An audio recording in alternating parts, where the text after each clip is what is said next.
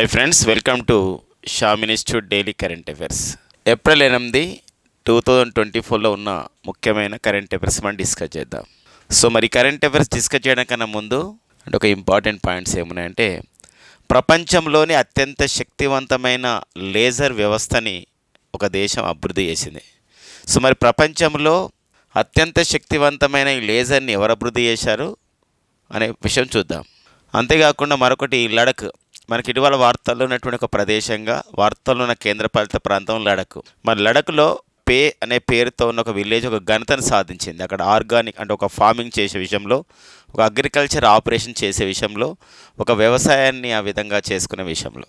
And next current affairs వచ్చేసి ఇక్కడ Israel పాలస్తీనా.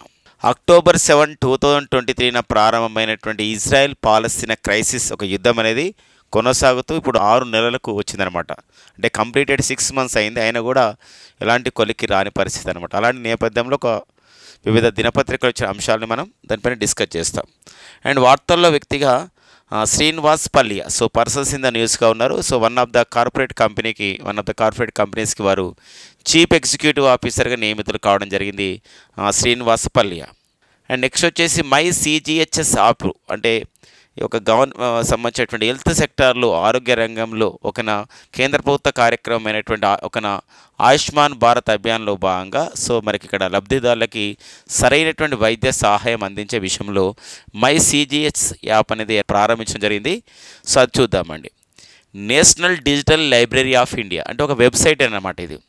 మరి ఇది ఇక్కడ విద్యార్థులకు అండ్ ఉద్యోగార్థులకి, అంటే ఇక్కడ చదువుతున్న వాళ్ళకి అంటే అకాడమిక్ అండ్ కాంపిటేటివ్ ఎగ్జామ్స్ ఇద్దరికి ఉపయోగపడే విధంగా భారతదేశంలోని ఒక ఐఐటి వాళ్ళు సో ఇక national digital library of India అని చెప్పేసి ఒక సంబంధించిన వెబ్సైట్ని క్రియేట్ చేయడం జరిగింది.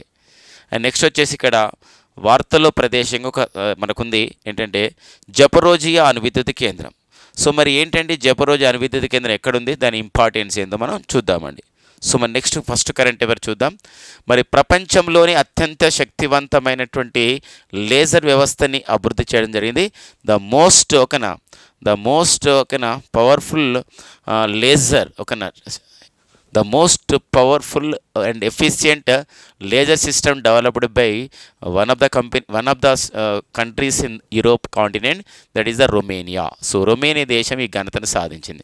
ఎందుకు ఉపయోగపడుతుంది లేజర్ అంటే ఏంటి అంటే, సో లేజర్ అంటే మనకి light amplification stimulated emission by radiation అని చెప్పేసి అంటామండి. లైట్ ఆంప్లిఫికేషన్ అబ్రివేషన్ పరంగా కూడా కొంచెం ఇంపార్టెంట్గా మనకు ఉంటుందండి. Light amplification so stimulated by emission by radiation అని చెప్పేసి అంటామండి. సో ఎమిషన్ బై రేడియేషన్ అని చెప్పేసి అంటాం. సో మనకి ఇది లేజర్ అనమాట. ఈ లేజర్ అనేది మనకి అంటే చాలా రంగాల్లో ఉపయోగపడుతుంది. అండ్ నెక్స్ట్ వచ్చేసి ఇక్కడ పర్టికులర్గా సో ఈ ఒక ఆరోగ్యం, అంతరిక్షం అంటే హెల్త్ అండ్ స్పేస్ సెక్టార్లో ఇంకా మిగతా రంగాల్లో యూజ్ చేసుకునే విధంగా రొమేనియా దేశ శాస్త్రవేత్తలు అభివృద్ధి చేసినటువంటి ఈ లేజర్ అనేది ఉపయోగపడుతున్నటువంటి నేపథ్యం అనమాట. సో మరి అబౌట్ రొమేనియా గురించి చెప్పినట్లయితే capital city of the Romania is Bucharest. Romania రాజధాని వచ్చేసి బుకారెస్ట్ ఉంది. అండ్ రొమేనియా అనేది ఇక్కడ మరి నాటోలో so North Atlantic Treaty Organization అని చెప్పేసి అంటే మన నాటో. సో మరి నాటోలో ఒక సభ్య దేశంగా ఉంది. అండ్ యూరోపియన్ యూనియన్ అండి. ఇది మనకి ఇది రెండు కూడా నాటో అండ్ యూరోపియన్ యూనియన్ రెండు కూడా మనకి that headquarters are located that is in Belgium's Brussels అనమాట. బెల్జియం రాజధాని బ్రజెల్స్లో ఉన్నటువంటి సో మరి నాటో అండ్ యూరోపియన్ యూనియన్లో అంటే రొమేనియా ఈ రెండు కూటమిలో కూడా సభ్య దేశంగా ఉన్నటువంటి నేపథ్యం. కాబట్టి తద్వారా ఏమవుతుందంటే ఆయా సంబంధిత కూటమిలో కూడా ఉపయోగపడే విధంగా ఉంటుందని చెప్పొచ్చు అనమాట. ఈ మధ్య కాలంలో మన నాటో న్యూస్లో ఉంది. And NATO completed 75 years from it's formation. అంటే నాటో ఏర్పాటు చేయబడి సో 75 సంవత్సరాలు అవుతుందండి. 75 years అవుతుంది, 75 సంవత్సరాలు అవుతుంది. 1949 సో April 4 నాటో అనేది ఏర్పాటు చేయబడేటువంటి అంశం అనమాట. 1949 April 4 మరి వాషింగ్టన్ ట్రీటీ ద్వారా వాషింగ్టన్ ఒక అగ్రిమెంట్ ద్వారా 1949లో 12 దేశాలతో 12 దేశాలతో ఏర్పాటు చేయబడేటువంటి నాటో కూటమి. At present the number of the countries the members in NATO so it is increased about 32 countries, అంటే 32 దేశాలుగా ప్రజెంట్ ఉంది. ఇటీవల కాలంలోనే 31వ దేశంగా ఫిన్లాండ్ దేశం అండ్ 32వ దేశంగా చేరినది వచ్చేసి ఇక్కడ స్వీడన్ దేశం. సో స్వీడన్ దేశం చేరడం జరిగిందనమాట. సో ఈ నేపథ్యాన్ని కూడా ఇంపార్టెన్స్గా మనం ఇవ్వాల్సినటువంటి అవసరం మనకు ఉంటుందండి. అండ్ నెక్స్ట్ వచ్చేసి మనకి ఒక యూరోపియన్ యూనియన్, మరి బెల్జియం రాజధాని బ్రజెల్స్ కేంద్రంగా పనిచేసిన మరో సంస్థ యూరోపియన్ యూనియన్. సో మరి ప్రజెంట్ అయితే యూరోపియన్ యూనియన్లో ఎన్ని దేశాలు ఉన్నాయంటే 27 దేశాలు ఉన్నాయన్నమాట. సో 27 కంట్రీస్ ఉన్నాయి, 27 దేశాలు. సో మరి 27 దేశాల్లో అంటే యాక్చువల్ 28 ఉండేది, బట్ ఇన్ 2020లో Britain exit quit from the European Union. Britain దేశం యూరోపియన్ యూనియన్ వైదొలగడంతో ప్రజెంట్ అయితే యూరోపియన్ యూనియన్లో 27 దేశాలు ఉన్నాయి. సో ఈ పాయింట్స్ కొంచెం చూసుకోవాల్సిన అవసరం ఉందండి. ఇది మనకు ప్రపంచంలోనే అత్యంత శక్తివంతమైన లేజర్ వ్యవస్థను ఏ దేశం ఇటీవల అభివృద్ధి చేసింది, రొమేనియా దేశం అభివృద్ధి చేసింది, ఏ విషయాలు ఇది యూజ్ చేస్తున్నారు, ఇలాంటి వాటిపై మనం చూసుకోవాల్సిన అవసరం ఉంటుంది. అండ్ నెక్స్ట్ కరెంట్ అఫైర్ చూద్దాం. So pay village in Ladakh. So this is the one of the villages Ladakh అండి. సో మరి లడక్లో ఒక విలేజ్ మనకు పే విలేజ్. సో ఏంటి మరి పే విలేజ్ యొక్క ప్రత్యేకత ఏంటంటే ఇక్కడ ఇది మొత్తం కూడా ఇట్ ఈజ్ ఒక Ladakh we also called as it is a snow డెజర్ట్గా పిలవచ్చు. అంటే ఒక మొత్తం కూడా అక్కడ ఏమవుతుందంటే ఇక్కడ ఐస్తో ఎక్కువగా ఉంటుంది, ఎక్కువగా మంచు ఉంటుంది, ఒక మంచు ఎడారి ప్రాంతంగా మనం పరిగణించవచ్చు. అలాంటప్పుడు మరి ఈ మంచు ప్రాంతంలో ఇప్పుడు ఒక మల్చింగ్ అనే వ్యవస్థ ద్వారా వాటర్ మిలన్, మనం పుచ్చకాయ అంటున్నాం కదా, దాన్ని అక్కడ పెంచడానికి ఒక సంబంధించినటువంటి సిస్టమ్ అభివృద్ధి చేయడం జరిగిందనమాట. అది కూడా మల్చింగ్ ద్వారా. మల్చింగ్ అంటే ఇక్కడ ఏంటంటే ఈ యొక్క మొక్కల దగ్గర ఒక పాలిథిన్ కవర్ లాంటిది ఏర్పాటు చేయడం ద్వారా జరుగుతుందన్నమాట. ఇది ఒక మల్చింగ్ వ్యవస్థ అని చెప్పేసి అంటాం. జనరల్గా ఏంటంటే వాటర్ మిల్ అనేది ఎక్కువగా వేడి ఉన్నటువంటి ప్రాంతాల్లో, అంటే టెంపరేచర్ కొంచెం ఎక్కువ ఉన్న ప్రాంతాల్లో వాటర్ మిలన్ పెరుగుతుంది.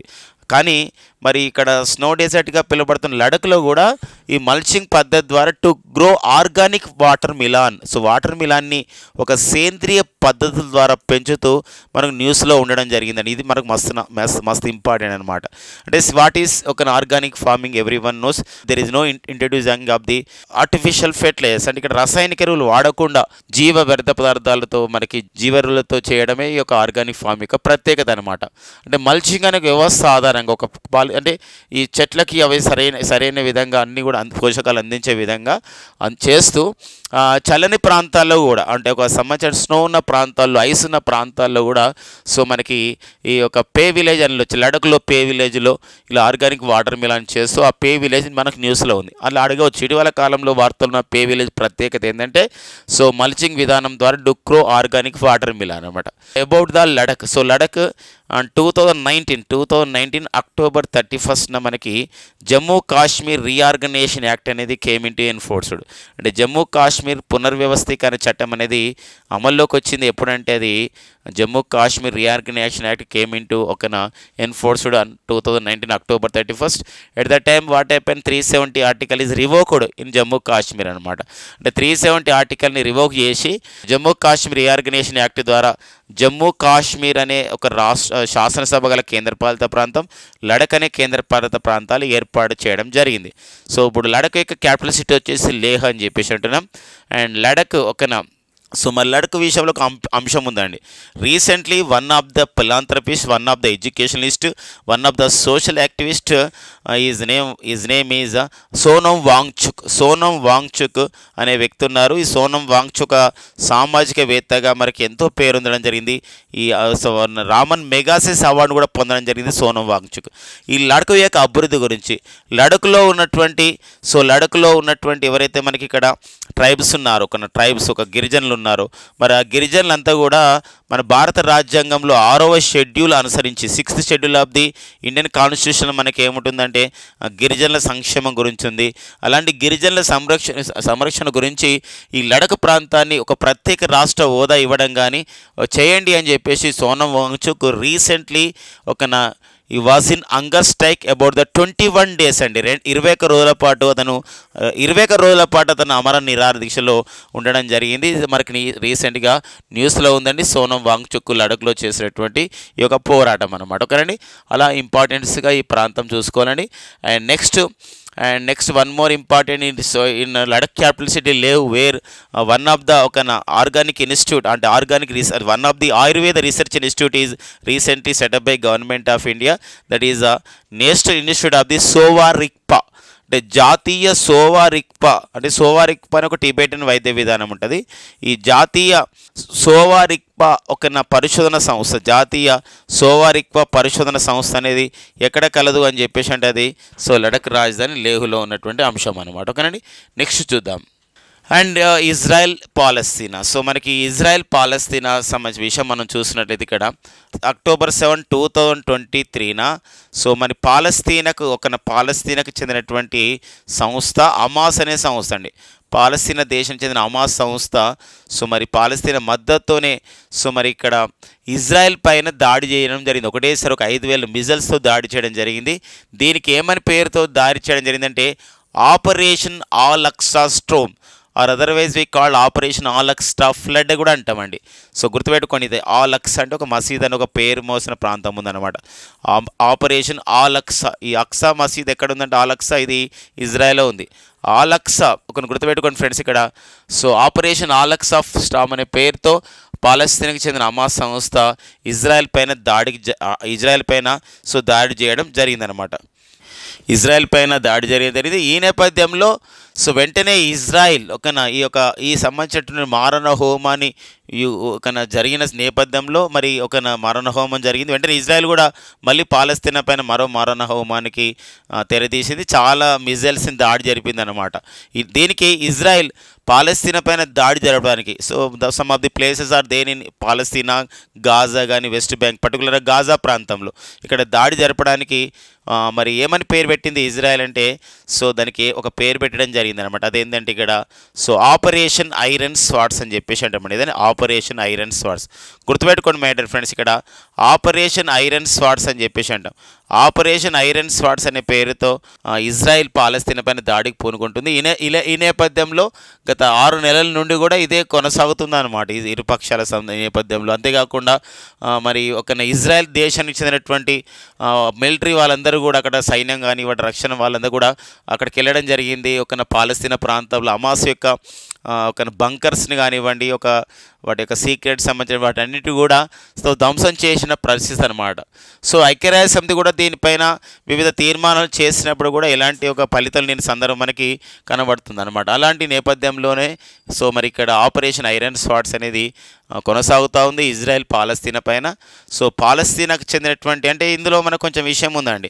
మొసాద్ అనే సంస్థ, ఈ మొసాద్ అనే సంస్థ పాలస్తీనాకు చెందినటువంటి ఒక నిఘా సంస్థ, ఒక రా ఏజెంట్ లాగా అనమాట. మన భారతదేశంలో రీసెర్చ్ అండ్ అనాలిసిస్ ఎలానో సో మరి ఇక్కడ ఇజ్రాయెల్ దేశంలో మరి మొసాద్ సంస్థ అలా అన్నమాట. అలాంటి నేపథ్యంలో సంస్థ సలహా తీసుకొని కూడా ఆపరేషన్ ఐరన్ స్వార్డ్స్ చాలా పెద్ద ఎత్తున చేస్తున్నారు. సో మరి ఇలాంటి నేపథ్యంలో ఇజ్రాయెల్ పాలస్తీనా ఈ యొక్క యుద్ధం అనేది ఈ 2 దేశాలకే పరిమితంగా లేదు. ఇంకా మరికొన్ని దేశాలు పాలస్తీనాకు మద్దతుగా నిలిచాయి. పాలస్తీనాకు మద్దతుగా నిలిచిన దేశాలు మనం చూసినట్లయితే ఇరాన్ దేశం మద్దతుగా నిలిచింది. పాలస్తీనాకు మద్దతుగా నిలిచిన దేశాలు మనం చూసినట్లయితే ఇక్కడ లెబనాన్ దేశం కూడా మద్దతుగా నిలిచింది. పాలస్తీనాకు ఇటీవల కాలంలో మరి సో యెమెన్ దేశం కూడా మద్దతుగా నిలిచింది. అలాంటి నేపథ్యంలో మరి ఇజ్రాయెల్ దేశానికి మద్దతుగా నిలిచినటువంటి దేశాలు మనం చూసినట్లయితే ఇజ్రాయెల్ దేశానికి మద్దతుగా నిలిచిన దేశాల్లో పర్టికులర్గా అగ్రరాజ్యమైనటువంటి అమెరికా అనేది మనకుంది. సో ఈ పరిస్థితుల్లో మరి యెమెన్ దేశానికి చెందినటువంటి హౌతీ అనే సంస్థ ఉంది. యెమెన్ దేశానికి చెందినటువంటి ఒక హౌతీ అనే సంస్థ ఇరాన్ దేశం మద్దతుతో సో ఎర్ర సముద్రంలో ఏమవుతుందంటే వివిధ వాణిజ్య నౌకలపైన దాడి జరుపుతుంది. ఎర్ర సముద్రం పైన ఎందుకోసం అంటే మీరు ఇజ్రాయెల్కి మద్దతు ఇస్తున్న నేపథ్యంతో. అలాంటప్పుడు వెరీ రీసెంట్గా బ్రిటన్ దేశానికి చెందినటువంటి రూమీమార్ అనే ఒక నౌక అండి, బ్రిటన్ దేశానికి చెందిన రూమీమార్ అనే నౌక సో మరి ఇక్కడ ఫర్టిలైజర్స్ని అంటే ఎరువులను తీసుకొస్తుంది. ఆ ఎరువులను తీసుకొస్తున్న నౌక పైన దాడి జరపడంతో ఎర్ర సముద్రంలో కొన్ని వేల మెట్రిక్ టన్స్ ఆఫ్ ది ఇక్కడ ఫర్టిలైజర్స్ అనేది సీలో సముద్రంలో పడిపోవడం జరిగింది. ఇప్పుడు సముద్రం ఎకోసిస్టమ్ కూడా డ్యామేజ్ అవుతున్న నేపథ్యం అనమాట. సో ఇంత ఉందన్నమాట. అందుకోసమే ఇప్పుడు ఈ యుద్ధం అనేది ఇజ్రాయెల్ పాలస్తీనా యుద్ధం అనేది ఆ 2 దేశాలకు పరిమితం కాలేదు, మరికొన్ని దేశాలకి విస్తరించిన నేపథ్యం ఉంది. ఇటీవల కాలంలో ఇజ్రాయెల్ వాళ్ళు లెబనాన్ పైన దాడి జరపడం, బీరూట్ పైన. అంతేకాకుండా త్వరలోనే ఈ యుద్ధం అనేది పాలస్తీనా ఇజ్రాయెల్ యుద్ధం అనేది ఇప్పుడు ఇజ్రాయెల్ ఇరాన్ యుద్ధంగా కూడా, అంటే ఇరాన్ పైన కూడా దాడి చేయబోతుందని చెప్పేసి కూడా వివిధ సంబంధించినటువంటి సంస్థలు సో విశ్లేషించిన నేపథ్యం అన్నమాట. ఓకేనండి. సో ఇప్పుడు ఈ టైంలో మనం డిస్కస్ చేసుకున్నట్లయితే మరి ఓకేనా, ఇజ్రాయెల్ అని చెప్పేసి అంటున్నాం. మరి ఇజ్రాయెల్లో ఈ పాలస్తీనా ఈ రెండు దేశాల మధ్య క్రైసిస్ కారణంగా అక్కడ కొందరు భారతీయులు చిక్కున్నారు. ఆ టైంలో మనం భారతదేశం ఏ కార్యక్రమం నిర్వహించిందంటే ఆపరేషన్ అజయ్ అండి. ఏదండి operation Ajay to evacuate our Indian citizens. So during this crisis so we are conducted, government of India conducted operation Ajay అనమాట. మన భారతీయులు అక్కడ చిక్కున్నప్పుడు మన స్వదేశాన్ని తీసుకురావడానికి ఆపరేషన్ అజయ్ అనే కార్యక్రమాన్ని నిర్వహించాం. ఈ మధ్యలో కూడా వెరీ రీసెంట్గా కూడా మనకి సో ఐటీ దేశంలో మన భారతీయులు ఇబ్బంది పడుతున్నారు అక్కడ, ఈ యొక్క సంబంధించిన ఉగ్రవాద కొన్ని మూలాల వల్ల అక్కడ ఉన్నటువంటి ఇలాంటి నేపథ్యంలో మరి ఇది మనం చూసినప్పుడు వెంటనే మనం గుర్తుపెట్టుకోవాలి. ఐటీ దేశంలో అక్కడ ఉన్నటువంటి భారతీయులను కాపాడుకోవడానికి సో మన భారతదేశం conducted one operation, that is operation Indravati అండి. ఇది ఆపరేషన్ ఇంద్రావతి అనే కార్యక్రమాన్ని నిర్వహించింది అనమాట. ఇలా మనం కొంచెం ఎలాబరేట్ డిస్కషన్ చేయడం ద్వారా ఏమవుతుందంటే సో మనకి ఎగ్జామినేషన్కి ఉపయోగపడుతున్నటువంటి నేపథ్యం అన్నమాట. ఓకేనండి. సో మరి నెక్స్ట్ మనం కరెంట్ అఫైర్ చూద్దాం. శ్రీనివాస పల్లియా సో వీరు న్యూస్లో ఉన్నారండి. సో మరి ప్రముఖ కార్పొరేట్ దిగ్గజ సంస్థగా ఉన్నది ఒక విప్రో సంస్థ అండి. మరి విప్రో అని చెప్పేసి అంటే విప్రో అంటే మనకు గుర్తుకొచ్చే పేరు ఇక్కడ అజిమ్ ప్రేమ్జీ. సో అజిమ్ ప్రేమ్జీ దీనికి ఒక నేతృత్వం వహిస్తున్నారు.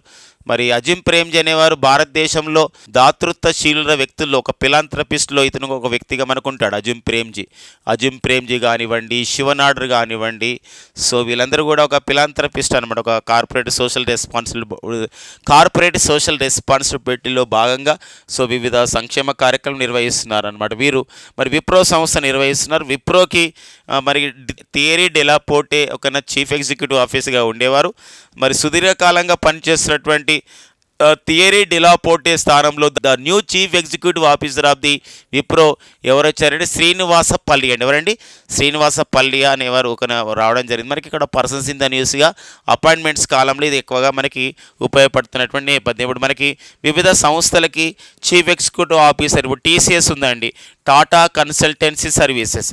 మరి టాటా కన్సల్టెన్సీ సర్వీసెస్ యొక్క చీఫ్ ఎగ్జిక్యూటివ్ ఆఫీసర్గా ఎవరు పనిచేస్తున్నారంటే ఇక్కడ సో కృతివాసన్ అండి. మరి కృతివాసన్ అనేవారు సో పనిచేస్తున్నటువంటి నేపథ్యం అంటే కృతివాసన్ అని చెప్పేసి.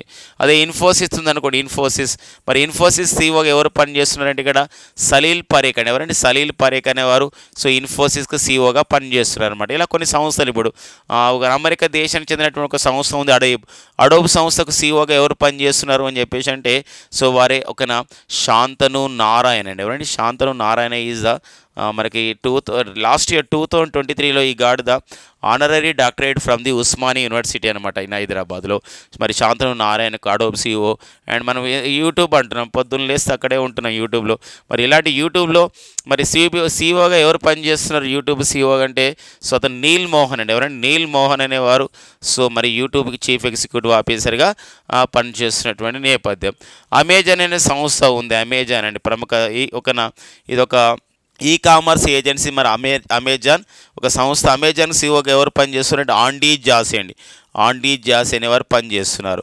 అండ్ ఇప్పుడు ట్విట్టర్ అంటున్నాం. ట్విట్టర్ అంటే ఇప్పుడు ప్రజెంట్ పాత పేరు వచ్చేసింది ట్విట్టర్ అంటే ప్రజెంట్ పాత పేరు ట్విట్టర్, దాని కొత్త పేరు ఎక్స్ అని చెప్పేసి అంటాం. దీనికి సీఈఓగా ఎవరు పనిచేస్తున్నారంటే లిండా యక్కరీనో అండి. ఎవరు లిండా యక్కరీనో పనిచేస్తున్నారు. సో ఇలాంటి నేపథ్యాన్ని మనం తెలుసుకోవాల్సిన అవసరం మనకు ఉంటుందండి. మరి టీసీఎస్ అనేది మనకి టాటా గ్రూప్లో ఉన్నటువంటి 24 సంస్థల్లో ఒకటి టీసీఎస్ అని టాటా గ్రూప్లో ఉన్నటువంటి 24 సంస్థలు ఒకటి టీసీఎస్.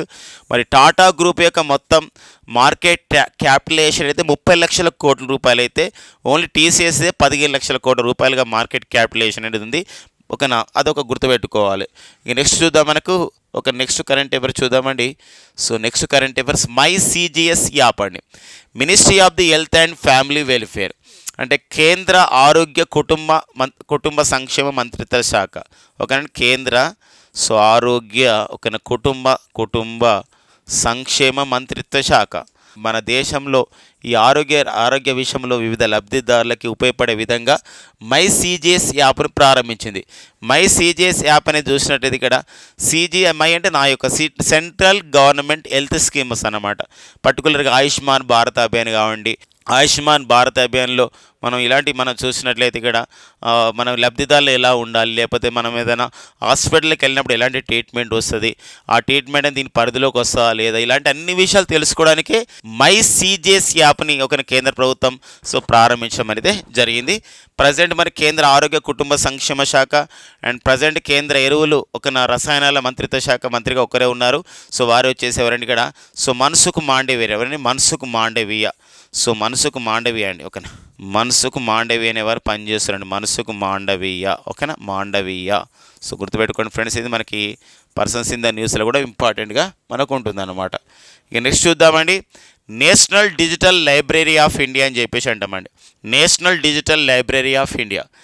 ఇప్పుడు మనకు వివిధ ఎగ్జామ్స్, ఇప్పుడు నీట్ ఎగ్జామ్స్ ప్రిపేర్ అవుతున్నారు కొందరు, లేకపోతే JEE ఎగ్జామ్స్ ప్రిపేర్ అవుతున్నారు, మనకి IIT సంబంధించినటువంటి JEE ఎగ్జామ్స్ కానివ్వండి, అండ్ లేకపోతే ఇంకా అకాడమిక్ ఎగ్జామ్స్ ప్రిపేర్ అవుతున్నారు వివిధ. అంటే ఇక్కడ ఏంటంటే అకాడమిక్ గురించి, అంటే అకాడమిక్ పుస్తకాలు లభ్యమవుతాయి ఇందులో. అండ్ నెక్స్ట్ వచ్చేసి ఇక్కడ కాంపిటేటివ్ బుక్స్ అనమాట. వివిధ పోటీ పరీక్షలు ప్రిపేర్ అవుతున్నారు, అంటే అకాడమిక్ ఎగ్జామ్స్ గురించి అండ్ కాంపిటేటివ్ ఎగ్జామ్స్ గురించి అన్ని తరహా పుస్తకాలు, ఈవెన్ NCERT పుస్తకాలు కూడా. మరి NCERT పుస్తకాలు అన్నీ కూడా ఇక్కడ ఏంటంటే ఇక్కడ డౌన్లోడ్ చేసుకోవడానికి, ఇక్కడ చదువుకోవడానికి ఒక అంశమే ఈ national digital library of India. Very very great innovation అనమాట. ఎందుకోసం అంటే సాంకేతికతను మనం వాడుకోవాలి. మనకి ఇక్కడ ఏంటంటే దీని ద్వారా ఏమవుతుందంటే మనకు ఈ సాంకేతికతను వాడడం ఏదైతే ఉంటుందో దీని ద్వారా మనకు ఏమవుతుందంటే జనరల్గా ఇక చూసినట్లయితే ఇక్కడ పుస్తకాల యొక్క ప్రింటింగ్ మనకు అవసరం లేదు. డైరెక్ట్గా మనం ఒక సెల్ ఫోన్ ద్వారా కానీ ల్యాప్టాప్లో కూడా చూసుకోవడానికి ఉంటుంది అనమాట. National digital library of India అనే ఒక వెబ్సైట్ని క్రియేట్ చేయడం జరిగింది. మొత్తం కూడా దేశవ్యాప్తంగా ఉన్నటువంటి దాదాపు అన్ని NCERT పుస్తకాలు, CBSE అంటే పుస్తకాలు NCERTకి సంబంధించినవి, స్కూల్ పుస్తకాలు కానివ్వండి, వివిధ రాష్ట్రాల పుస్తకాలు కానివ్వండి కొన్ని. మరి ఇవన్నీ కూడా కాంపిటేటివ్ అండ్ అకాడమిక్ పుస్తకాలు అవైలబుల్గా ఉంటాయి. ఈవెన్ DSC లాంటి ఎగ్జామ్స్ ప్రిపేర్ కానివ్వండి ఇక్కడ. ఇవన్నీ కూడా అవైలబుల్గా ఉంటాయని చెప్పేసి మనకు ఒక సంబంధించిన ఆర్టికల్ రావడం జరిగింది, అది మనం తీసుకున్నాం. మరి ఒక్కోసారి అడగవచ్చు, national digital library of India అనే వెబ్సైట్ని క్రియేట్ చేసినటువంటి IIT ఏదంటే IIT ఖరగ్పూర్ అండి. IIT ఖరగ్పూర్ వాళ్ళు ఇలా డిజైన్ చేయడం జరిగింది. Very very important. ఎందుకోసం అంటే మన దేశంలో మొత్తం కూడా IITs ఎన్ని ఉన్నాయంటే మొత్తం ప్రజెంట్ మన దేశంలో మనకి మొదటి IIT కూడా ఇదే ఖరగ్పూరే. ప్రజెంట్ అయితే మన దేశంలో ఉన్నటువంటి IITల్లో 23 IITలు ఉన్నాయండి, కేంద్ర విద్యాశాఖ పరిధిలో వస్తున్నటువంటి అంశాలు. మరి IITలు చేసిన ఇన్నోవేషన్స్ కానివ్వండి, వివిధ కొలాబరేషన్స్ కానివ్వండి, మనకి ఎగ్జామినేషన్లు మనకి ఎక్కువగా అడుగుతున్నాడు. మనం నిన్న కూడా డిస్కస్ చేసినాం, మరాల్ డ్రోన్ అని చెప్పేసి అంటాం. ఈ రక్షణ వ్యవస్థకు ఉపయోగపడే విధంగా సౌర విద్యుత్తో నడిచే ఒక నిఘా డ్రోన్ ఇటీవల కాలంలో ఒక IIT అభివృద్ధి చేసింది. అది ఏంటంటే IIT కాన్పూర్ అనే సంస్థ అభివృద్ధి చేయడం జరిగిందనమాట. ఇప్పుడు మనకు అగ్నికుల్ అనే సంస్థ చూడండి, అగ్నికుల్ అనే సంస్థ ఇప్పుడు ఒక స్పేస్లోకి రాకెట్ని ఆ విధంగా పంపిస్తుందని చెప్పేసి అంటాం. మళ్ళీ అగ్నికుల్ అనేది స్టార్టప్. మరి ఇలాంటి అగ్నికుల్ అనే స్టార్టప్ని AIT సంస్థ ఒక ఇంక్యుబేటెడ్గా అభివృద్ధి చేసింది, సపోర్ట్ చేసింది అన్నప్పుడు ఐఐటి మద్రాస్ సంస్థ ఇలా చేయడం జరిగిందనమాట. ఇటీవల కాలంలో మనకు ఆధార్ కార్డుని ఇచ్చే ప్రాధికార సంస్థ ఉడాయ్ సంస్థ అంటాం. ఉడాయ్ అనగా unique identification authority of India అని చెప్పేసి అంటాం. మరి ఇలాంటి ఉడాయ్ సంస్థకి వివిధ సాంకేతికమైనటువంటి అప్డేషన్ గురించి, అంటే ఇక్కడ ఒక టెక్నాలజికల్ అప్డేట్ గురించి ఉడాయ్ సంస్థ ఎవరితో ఇటీవల కాలంలో ఒప్పందం చేసుకోవడం జరిగిందంటే ఇక్కడ IIT బాంబేతో ఒక ఒప్పందం అనేది చేసుకోవడం జరిగిందనమాట. ఇలా మనకు వివిధ దేశంలో ఉన్నటువంటి వివిధ IITలు చేసినటువంటి అంశాలను ఆవిష్కరణ మనం చూసుకోవాల్సిన అవసరం ఉంటుందండి. ఇక నెక్స్ట్ కరెంట్ అఫైర్స్ చూద్దాం. జపరోజియా అణువిద్యుత్ కేంద్రం. మనకి this is one of the biggest and largest atomic power station in Europe continent. అంటే ఐరోపా ఖండంలోనే అతిపెద్ద అణువిద్యుత్ కేంద్రం వచ్చేసి జపరోజియా. మరి ఈ జపరోజియా అణువిద్యుత్ కేంద్రం అనేది పైన రష్యాలో ఉన్నటువంటి జపరోజ్ అణువిద్యుత్ కేంద్రం పైన మరి ఉక్రెయిన్ దాడి జరిపింది మరి అని ఒక వార్తలు మనకు న్యూస్లో ఉంది. యాక్చువల్గా మనకు కొంచెం కాంట్రవర్షియల్ కూడా ఉంది. యాక్చువల్గా ఈ జపరోజ్ అణువిద్యుత్ కేంద్రం అనేది ఐరోపా ఖండంలో అతిపెద్ద ఉంది. రష్యా దీన్ని ఆక్యుపై చేసుకోవడం, మళ్ళీ ఇలా ఉక్రెయిన్ ఇలా తీసుకోవడం, ఇలా మొత్తానికి ఏదో ఒక కాంట్రవర్షియల్గా నడుస్తున్న నేపథ్యం. ఇలాంటి నేపథ్యంలో మరి ఈ జపరోజ్ అణువిద్యుత్ కేంద్రం పైన మళ్ళీ ఒక దాడి అనేది జరిగిందనమాట. అదొక ఇంపార్టెన్స్గా మనకు పాయింట్గా మనకు ఉంటుందండి. సో ఒక వెరీ వెరీ ఇంపార్టెన్స్గా మనం చూసుకోవాల్సిన అవసరం ఉంది. జపరోజియా సో ఐరోపాలో అతిపెద్ద ఐఏ కూడా ఆందోళన చేపట్టడం జరిగిందనమాట. ఐఏ అంటే ఇక్కడ ఇంటర్నేషనల్ అటామిక్ ఎనర్జీ ఏజెన్సీ అని చెప్పేసి అంటాం. అంటే ఇది మనకి అంటే అణువిద్యుత్ కేంద్రం పైన వివిధ మిజైల్స్ దాడి జరిపినా లేకపోతే ఇదంతా కూడా ఏమవుతుంది, ప్రకృతి పర్యావరణంతో పాటుగా అక్కడ వ్యవస్థకి ఎకోసిస్టమ్కి డ్యామేజ్ వచ్చే అవకాశం ఉంది. కాబట్టి ఇట్లా మనకి ఇంపార్టెంట్గా ఉంది. ఎలా అడగవచ్చు రేపు రాను ఎగ్జామ్లలో అయితే ఉక్రెయిన్ రష్యా యుద్ధం. మరి ఉక్రెయిన్ రష్యా యుద్ధంలో ఒక ధ్వంసమైనటువంటి ఉక్రెయిన్ రష్యా యుద్ధంలో ధ్వంసమైనటువంటి ఐరోపా ఖండంలో ఉన్నటువంటి అతిపెద్ద అణువిద్యుత్ కేంద్రం పేరు ఏం పేరు అనొచ్చు, దాని పేరు వచ్చేసేదని జపరోజియా అనే అణువిద్యుత్ కేంద్రం అన్నమాట. అదొక ఇంపార్టెన్స్ అండి. ఇక నెక్స్ట్ వచ్చేసి మనకి ఉక్రెయిన్ రష్యా అనే యుద్ధం అనేది సో ఫిబ్రవరి 24 మరి 2022 ప్రారంభమై సో మనకి ఇంకా కూడా కొనసాగుతున్నట్టు నేపథ్యం అనమాట. సో అదొక మనకి ఉక్రెయిన్ రష్యా యుద్ధం జరుగుతున్న నేపథ్యంలో అక్కడ చిక్కున్నటువంటి భారతీయుల్ని మనం స్వదేశానికి తీసుకురావడానికి మన భారత ప్రభుత్వం ఒక కార్యక్రమం నిర్వహించింది. దాని పేరు ఏమని పేరండి, ఆపరేషన్ గంగా అని చెప్పేసి పేరు అనమాట. సో అదొక ఇంపార్టెంట్గా. ఇక నెక్స్ట్ రష్యా గురించి మనకు న్యూస్లో ఉంది. సో మరి రష్యా అధ్యక్షుడుగా Vladimir Putin. So Vladimir Putin మరో పర్యాయం అంటే 5వసారి ఎన్నిక కావడం జరిగింది. అంతేకాకుండా రష్యాలో ఇటీవల కాలంలో ఒక మిస్టీరియస్గా అనుమానాస్పదంగా మరణించినటువంటి రష్యా ప్రతిపక్ష నాయకుడు ఎవరు అని చెప్పేసి అంటే అలెక్సీ నావాల్నీ అండి. ఎవరండి, అలెక్సీ నావాల్నీ అనేవారు. సో అట్లా హత్య చేయబడ్డాడు అక్కడ రష్యాలో అని చెప్పేసి మనకు న్యూస్లో ఉంది. ఇక నెక్స్ట్ వచ్చేసి ఉక్రెయిన్ అని చెప్పేసి అంటున్నాం. మరి వొలదిమిర్ జెలెన్స్కీ అనేవారు. వొలదిమిర్ జెలెన్స్కీ మరి ఉక్రెయిన్కి ఒక ప్రజెంట్ అధ్యక్షుడుగా వొలదిమిర్ జెలెన్స్కీ. సో మనకి న్యూస్లో ఉండడం జరిగింది వొలదిమిర్ జెలెన్స్కీ ఒక ఇటీవల కాలంలో ఉక్రెయిన్లో ఈ యొక్క నిర్బంధ సైనిక శిక్షణ ఏదైతే ఉందో, నిర్బంధ సైనిక శిక్షణ గతంలో 27 సంవత్సరాలు ఉండే ఉక్రెయిన్లో. ఇప్పుడు ఏం చేశారంటే నిర్బంధ సైనిక శిక్షను 25 ఇయర్స్కి తగ్గించడం జరిగింది. ఇటీవల కాలంలో నిర్బంధ సైనిక శిక్షణ ఒక కంపల్సరీ మిలిటరీ ట్రైనింగ్ని సో ఎప్పటి నుండి ఎప్పుడు తగ్గించారు అని చెప్పేసి అన్నప్పుడు ఇక్కడ ఎక్కడికంటే 27 నుంచి 25 ఇయర్స్ తగ్గించారు. ఉక్రెయిన్లో తగ్గించారు. సో ఉక్రెయిన్ దేశం యొక్క రాజధాని వచ్చేసి కీవ్ అని చెప్పేసి మనం అంటున్నామండి. ఓకేనా. నెక్స్ట్ చూద్దామండి, గగన్ శక్తి. ప్రతి 5 సంవత్సరాలకు ఒకసారి ఎయిర్ ఫోర్స్లో ఉన్నటువంటి సిబ్బంది ఒక మాక్ డ్రిల్ని పెద్ద ఎత్తున ఏర్పాటు చేస్తే దాని పేరు గగన్ శక్తి. ఈసారి కూడా నిర్వహించడం జరిగింది ఈ గగన్ శక్తి అనే పేరుతో. పోఖ్రాన్ వద్ద దీన్ని నిర్వహించడం జరిగింది.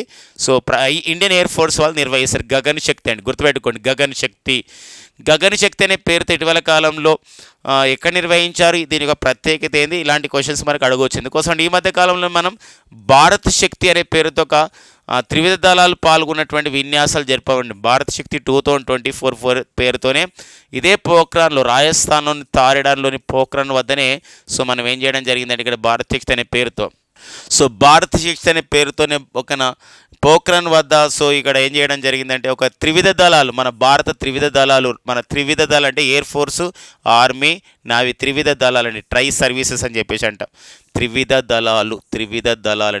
దళాలు వాళ్ళు సో పాల్గొనడం జరిగింది. సో అది భారత్ శక్తి. సో పర్టికులర్ ఒక డేట్ రోజు గొప్పగా నిర్వహించారు. ఇది మార్చి 12 అండి. సో మార్చి 12, 2024 నిర్వహించడం జరిగింది. సో భారత్ శక్తి అనే పేరుతో అన్నమాట. ఓకేనండి. ఇది పోఖ్రాన్ వద్ద నిర్వహించడం జరిగింది. సో భారత శక్తి విన్యాసాలు ఇవి త్రివిధ దళాలు. ఓన్లీ గగన శక్తి అంటే ఇక్కడ ఇదే పోఖ్రాన్ వద్ద రాజస్థాన్ తారెడర్ వద్ద సో ఎయిర్ మిలిటరీ ఎక్సర్సైజ్ అనమాట. అంటే మిలిటరీ సిబ్బంది అంటే ఇక్కడ ఎయిర్ ఫోర్స్ వాళ్ళే పర్టికులర్ పాల్గొంటారు. పేరు చూసినట్టయితే గగన శక్తి అనే విషయం గుర్తుపెట్టుకోండి.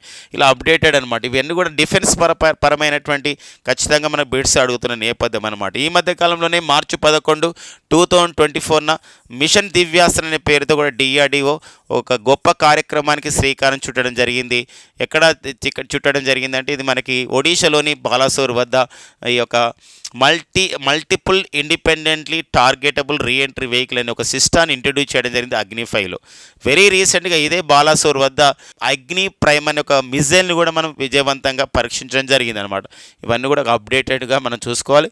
ఇక ఇండియన్ ఎయిర్ ఫోర్స్ అని చెప్పేసి అంటున్నాం కాబట్టి IAF ఇండియన్ ఎయిర్ ఫోర్స్ ప్రతి సంవత్సరం కూడా అక్టోబర్ 8 మనం నేషనల్ ఎయిర్ ఫోర్స్ డేగా జరుపుకుంటాం. The present chief of the Indian air force staff, ప్రస్తుతం మన భారత ప్రధాన వైమానిక అధికారి ఎవరు అని చెప్పేసి అంటే so air chief marshal air chief marshal Vivek Ram Chaudhari అండి. So air chief marshal so VR Chaudhari అనేవారు సో ప్రజెంట్ మనకి ఒక ఇండియన్ ఎయిర్ ఫోర్స్కి చీఫ్గా ఉన్నారు. మన భారత ఇండియన్ ఎయిర్ ఫోర్స్లో ప్రధానమైన పాత్రను పోషిస్తున్నటువంటి డోనియర్ 228 అనే ఒక ఎయిర్ క్రాఫ్ట్ని ఇటీవల కాలంలో మనం ఏ దేశానికి ఇచ్చామని చెప్పేసి 2 ఎయిర్ క్రాఫ్ట్స్ని ఏ దేశానికి ఇచ్చామంటే గయానా దేశానికి ఇచ్చాం. ఇది హిందుస్థాన్ ఏరోనాటిక్స్ లిమిటెడ్ వాళ్ళు అభివృద్ధి చేసినటువంటి ఎయిర్ క్రాఫ్ట్స్ అనమాట. ఆ విషయం కూడా మనం డిస్కస్ చేసుకోవడం జరుగుతుంది. అంతేకాకుండా మన DRDO అభివృద్ధి చేసినటువంటి ఆకాశ క్షిపణి ఇటీవల కాలంలో ఏ దేశానికి ఇవ్వడానికి ఒక ఒప్పందం జరిగిందంటే ఆర్మేనియా దేశానికి ఇవ్వడానికి ఒక ఒప్పందం జరిగినటువంటి నేపథ్యం. ఇక నెక్స్ట్ వచ్చేసి మనకి భారత వైమానిక దళంలో ఎంతో శక్తివంతమైనటువంటి మన HAL వాళ్ళు అభివృద్ధి చేసినటువంటి తేలికపాటి యుద్ధ విమానం తేజస్ మనకుంది. ఎన్నో దేశాలు కూడా కావాలని కోరుకుంటున్నాయి. అంతేకాకుండా తేలికపాటి యుద్ధ హెలికాప్టర్ మనకుంది, దాని పేరు ప్రచండ అండి. ఇది ప్రచండ. ఇవన్నీ కూడా మన బెంగళూరులో ఉన్నటువంటి HAL వాళ్ళు సో ఎంతో గొప్పగా తయారు చేయడం జరిగింది. ఓకేనండి. ఇక నెక్స్ట్ కరెంట్ అఫైర్స్ చూద్దాం friends. So next current affairs అండి CS US and UK sign agreement on AA safety testing. So last year 2023లో ఓకేనా, లాస్ట్ ఇయర్ మనకి 2023 సంవత్సరంలో సో యూకేలోని బ్లెచ్లీ వద్ద యూకేలోని యునైటెడ్ కింగ్డమ్లోని ఇంగ్లాండ్లోని ఉన్నటువంటి బ్లెచ్లీ అనే ప్రాంతం అండి. ఈ బ్లెచ్లీ ప్రాంతం వద్ద సో మనకి ఏంటంటే ఒక ఆర్టిఫిషియల్ ఇంటెలిజెన్స్ సమితి జరిగింది. అంటే కృత్రిమ మేధస్సు పైన ఒక సదస్సు జరిగింది. ఈ సదస్సులో పర్టికులర్గా the safety of the artificial intelligence very important అనమాట. ఫ్యూచర్ డేస్లో కమింగ్ డేస్లో ఇది అనమాట. నవే డేస్ కూడా ఇప్పటి నుండి మనం ఆర్టిఫిషియల్ ఇంటెలిజెన్స్ని యూజ్ చేసుకోవడం కాదు, దాని భద్రత కూడా ఇంపార్టెంట్ అనమాట. ఇలాంటి నేపథ్యంలో సో మరి ఏ సమిట్ అయిపోయిన తర్వాత 2023లో బ్లెచ్లీలో ఒక డిక్లరేషన్ పాస్ చేశారు ఏఐ సేఫ్టీ విషయంలో. అది బ్లెచ్లీ డిక్లరేషన్ అయింది.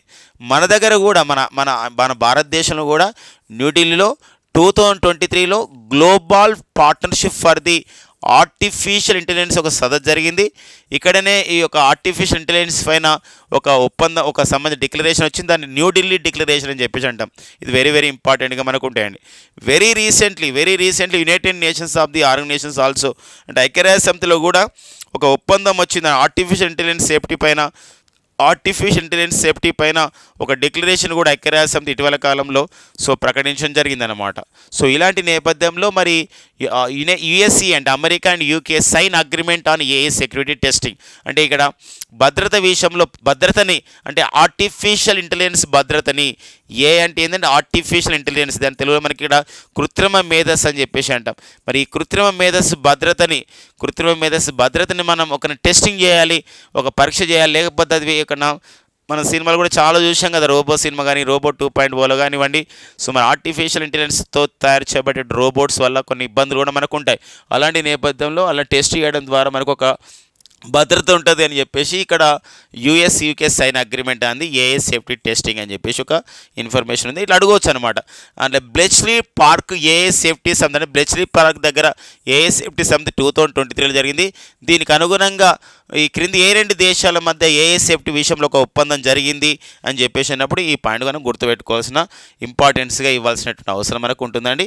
మరి the word artificial intelligence first coined by artificial intelligence అనే పదాన్ని తొలిసారిగా వాడినవారు ఎవరంటే ఇక్కడ జీన్ మ్యాక్కార్టీ అండి. ఎవరండి? జీన్ మ్యాక్కార్టీ అనేవారు ఆర్టిఫిషియల్ ఇంటెలిజెన్స్ అనే పదాన్ని తొలిసారిగా వాడడం జరిగింది 1984లో. ఓకే, 1984లో మనకు ఆ పాయింట్ కూడా ఇంపార్టెంట్గా మనకు ఉంటుందని. మనకి నెక్స్ట్ కరెంట్ అఫైర్ చూద్దాం.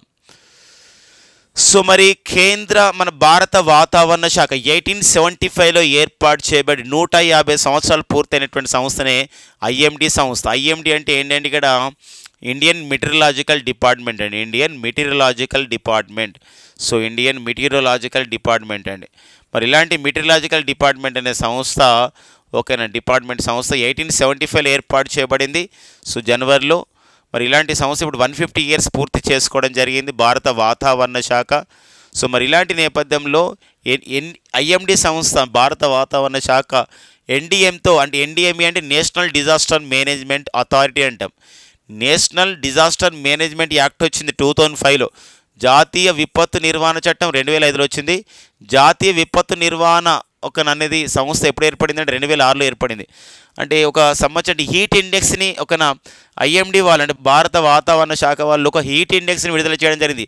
ప్రపంచంలో ఎవ్వరు చేయలేని విధంగా మన భారత వాతావరణ శాఖ very first time introduced the heat index. According to the heat index అంటే ఈ యొక్క వేడి అనేది ఎండాకాలం అవుతున్నాయి, ఎండాకాలంలో వేడి పెరుగుతుంది, టెంపరేచర్ పెరుగుతుంది. దీన్ని ప్రజలు అందుకునే విషయంలో చేరవేసే విషయంలో ఇక్కడ కలర్ కోడ్స్ ఇస్తున్నాయి అన్నమాట. ఒక గ్రీన్ కలర్ ఉందనుకోండి, ఇప్పుడు వాతావరణ శాఖ గ్రీన్ కలర్ సూచించింది అనుకోండి, ఎల్లో కలర్ సూచించింది అనుకోండి, ఆరెంజ్ అండ్ రెడ్ అలర్ట్ చూసింది అనుకోండి, దానికి ఒక ఇంపార్టెన్స్ ఉంటుంది. ఇప్పుడు గ్రీన్ అనేది ఇప్పుడు ఆ వాతావరణ శాఖ గ్రీన్ ఈరోజు హీట్ వేవ్ యొక్క ఇండెక్స్లో గ్రీన్గా ఉందంటే so there is no need of the fear about the heat అనమాట. అంటే ఆ వాతావరణం గురించి మనం ఆ రోజు ఎండ గురించి ఎలాంటి భయపడడం అవసరం లేదు. ఎందుకోసం అంటే ఈ గ్రీన్ అనే ఒక గ్రీన్ అనే కలర్ వచ్చింది అనుకోండి ఈ యొక్క ఐఎండీలో ఈరోజు వాతావరణం విషయంలో ఎండాకాలం విషయంలో అంటే అది 35 డిగ్రీల సెల్సియస్ బిలో అంటే 35 డిగ్రీల సెల్సియస్ బిలో అంటే మనం తట్టుకోగలుగుతాం.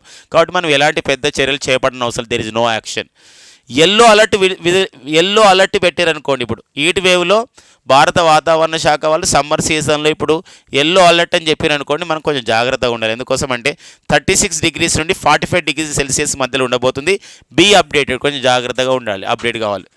అండ్ నెక్స్ట్ వచ్చేసి ఇక్కడ ఆరెంజ్. సో ఆరెంజ్ అలర్ట్ ప్రకటించారు అనుకోండి, సో మరి 46 సెల్సియస్ నుండి 55 డిగ్రీ సెల్సియస్ మధ్య సో ఆరెంజ్ చాలా బీ ప్రిపేర్డ్ అండి. బీ ప్రిపేర్డ్ ఇంకా బీ అప్డేటెడ్ కానీ బీ ప్రిపేర్డ్ అంటే మనం ఇంకా జాగ్రత్తగా వహించవలసిన అవసరం ఉంటుంది. రెడ్ అలర్ట్ అనుకోండి 55 డిగ్రీ సెల్సియస్ ప్లస్ అంటే మోర్ దెన్ 55 డిగ్రీ సెల్సియస్ అంటే 55 డిగ్రీల సెల్సియస్ ఉష్ణోగ్రతకి ఎక్కువ. సో ఈ టేక్ యాక్షన్ ఖచ్చితంగా మనం చర్య తీసుకోవాలి. అంటే మనం ఇంకా సో మనం మన పైన మన ఆరోగ్యం పైన ఖచ్చితంగా ప్రభావం అవుతుంది. కాబట్టి మరింతగా మనం ఉండాలి, ఆరోగ్యంగా జాగ్రత్త వహించాలని చెప్పేసి దీని ఉంటుంది అనమాట. Very very important. రానున్నటువంటి పోటీ పరీక్షలు వచ్చే అవకాశం ఉంటుంది. ఐఎండీ అని చెప్పేసి అంటున్నాం. ఐఎండీ వాళ్ళు సో వివిధ సమాజ వాతావరణాన్ని గ్రామ స్థాయిలో కూడా తెలుసుకోవడానికి మౌసం గ్రామ్ అని చెప్పేసి ఒక యాప్ను కూడా ఇటీవల కాలంలో డెవలప్ చేయడం జరిగింది. ఇది ఒకటి. ఐఎండీ అనేది ఏ మంత్రిత్వ శాఖ కిందకి వస్తుందంటే ministry of the earth sciences అండి. కేంద్ర భూపరిజ్ఞానం మంత్రిత్వ శాఖ పరిధిలోకి ఐఎండీ పనిచేస్తుంది. ఐఎండీకి ప్రజెంట్ డైరెక్టర్ జనరల్గా పనిచేస్తున్న వారే సో మృత్యుంజయ మహాపాత్ర అండి. మృత్యుంజయ మహాపాత్ర. సో మరి మృత్యుంజయ మహాపాత్రని మనం సైక్లోన్ మ్యాన్ ఆఫ్ ఇండియా అని పిలుస్తామండి. అది సైక్లోన్ మ్యాన్ ఆఫ్ ఇండియా అంటే సైక్లోన్ మ్యాన్ ఆఫ్ ఇండియా అని చెప్పేసి ఎవరిని పిలుస్తామని చెప్పేసి అంటే మృత్యుంజయ అంటే వీరు చేసినటువంటి అంటే వాతావరణ విషయంలో అధ్యయనం చేసిన అంశాన్ని బట్టి అతను సైక్లోన్ మ్యాన్ ఆఫ్ ఇండియా అని పిలుస్తారనమాట. సో ఇవ్వండి మనకి ఏప్రిల్ 8, 2023 ఉన్న కరెంట్ అఫైర్స్. Thank you.